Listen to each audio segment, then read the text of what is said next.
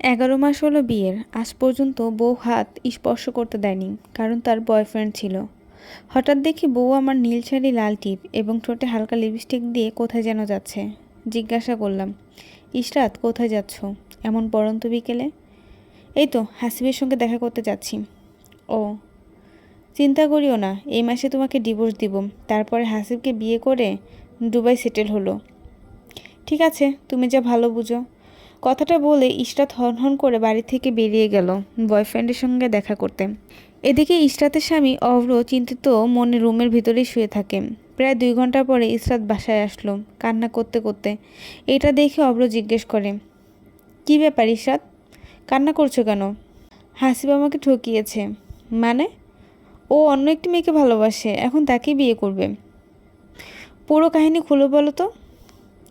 আমি ওর সঙ্গে দেখা করতে গিয়ে দেখি একটা মেয়ে নিয়ে শুয়ে আছে। যখন জিজ্ঞাসা করলাম, হাসিব এই মেয়েটি কে, তখন বলল ওর নাকি এটা গার্লফ্রেন্ড। আমি আবার জিজ্ঞাসা করলাম, তাহলে আমি কে?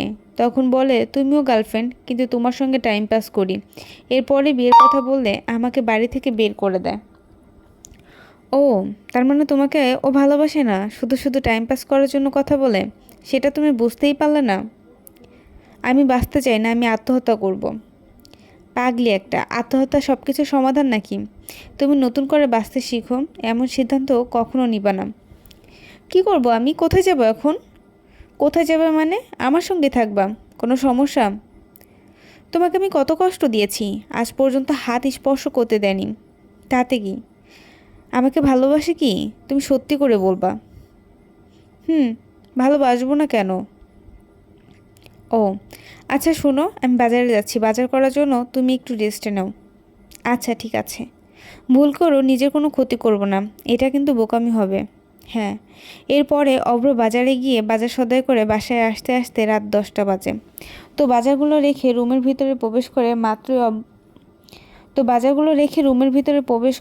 মাত্রই অভ্র আশ্চর্য হয়, কারণ রুমটি বেশ সুন্দর করে গোছানো, আবার বিছানার উপর ফুলের পাপড়ি দিয়ে একটা লাভ তৈরি করা।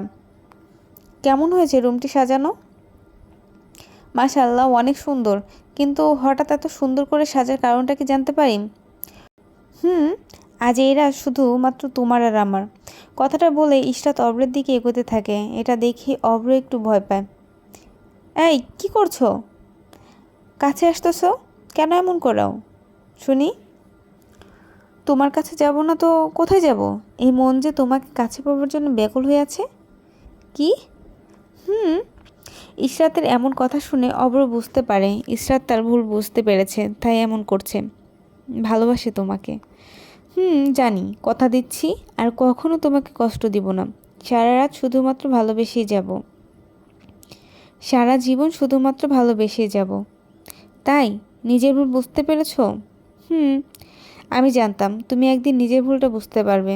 সত্যি তুমি একটা অন্যরকম পুরুষ। আচ্ছা, তুমি কি আমাকে মাফ করে দিতেছো এই সব কিছুর জন্য? মাফ করেছি। তাহলে চলো আজ ভালোবাসার মাঝে হারিয়ে যাই। চলো। সত্যি পুরুষের ভালোবাসা অন্যরকম, হাজারো ভুলের পরও প্রিয় মানুষটাকে মাফ করে দেয়। এটাই হয়তো পুরুষের ভালোবাসা। গল্পটি কেমন লেগেছে জানাতে ভুলবেন না। লাইক কমেন্ট করে পাশে থাকবেন।